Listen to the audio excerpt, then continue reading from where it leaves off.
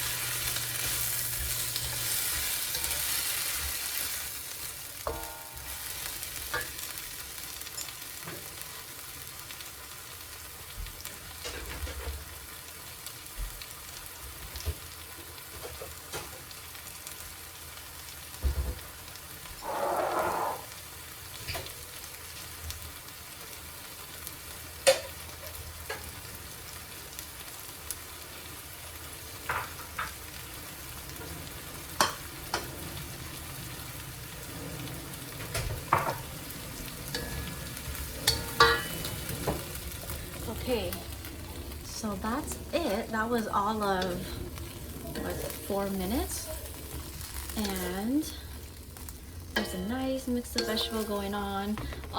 This dish is awesome because you can just add whatever vegetables you happen to have in the fridge, and you can see I still have a bunch left. You can add mushroom if you like. You can even add chicken if you want it to be a little bit more meaty. So I am just gonna plate some up here. I've got a plate of rice here, and one for my toddler, And just gonna plate this off to the side like this, and then add a little bit of this sauce. The sauce is so good. Okay, add a little bit into this bowl.